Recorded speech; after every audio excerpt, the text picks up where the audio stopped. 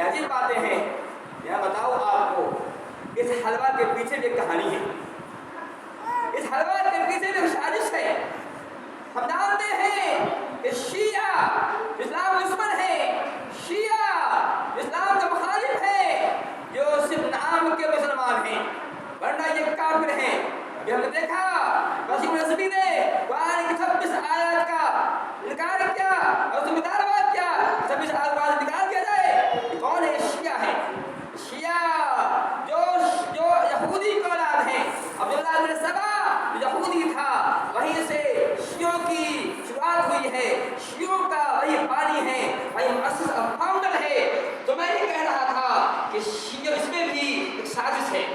سازش کی یہ ہے, اس کے پیچھے ایک مطلب کہ خیال کام کر رہا ہے, سوچ کام کر رہا ہے. وہ یہ ہے کہ شیعوں کا 12ویں امام جس کا نام امام مہدی ہے, جسے امام غائب بھی کہا جاتا ہے, شیعوں کا 12ویں امام جس کا نام امام مہدی ہے, اسے امام غائب بھی کہا جاتا ہے.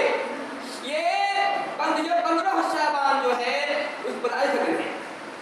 15ویں شعبان کو امام غائب پیدا ہوا. شیعوں کا 12ویں امام امام مہدی پیدا ہوا.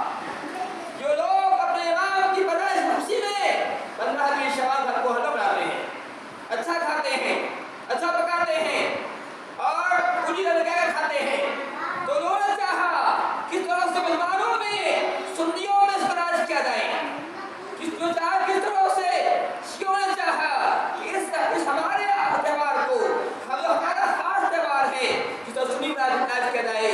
اس کو یہ پلاننگ جو ہے فلسفہ کہا, یہ کہا کہ نبی کا داعش شہید ہوا تھا, اس پہ حلوہ بناتے ہیں.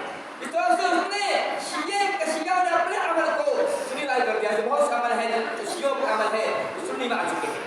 تو یہ 15ویں شعبان کو یہ شیعوں کا جو ہے میں نے کہا 12ویں امام جو ہے اس کو امام غائب کہتے ہیں, وہ پیدا ہوا تھا.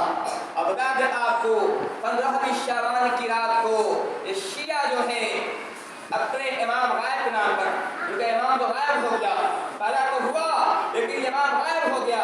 ان کا خیال ہے کہ عراق کا جو کوئی پہاڑ ہے, اس پہاڑ کے اندر امام ہمارا غائب ہے, قیامت سے پہلے امام نکلے گا. ان کا خیال ہے وہ, اسی لیے وہ ہر محرم کے موقع پر اپنے امام کو لانے کے لیے وہ خاص ان کا ہے, کیونکہ پوری ٹیم جمع ہوتی ہے, باہر کی بات آتی ہے کہ امام نکلیں گے, اس کو بولتے ہیں سواگت سے استقبال سے کو لے کر آئیں گے.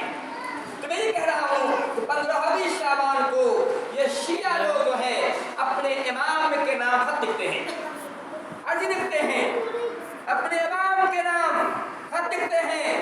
اس خط کو دریا بہا دیتے ہیں. اس کو خط لکھتے ہیں کہ اے امام غائب اب تشریف لائیے, ہمارے ہاتھ بری ہو رہی ہے, شیعوں کا بری ہو رہی ہے. اور ہمارے کیا لکھتے ہیں, ظلم و زیادتی عام ہو گئی ہے.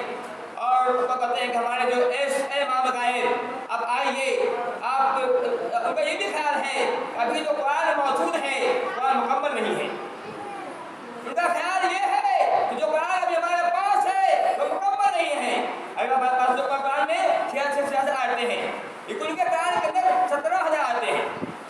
شیعوں کا جو قرآن ہے اس کی 17,000 آیتیں ہیں. ابھی جو قرآن کے پاس کیا ہے 66 آیتیں ہیں.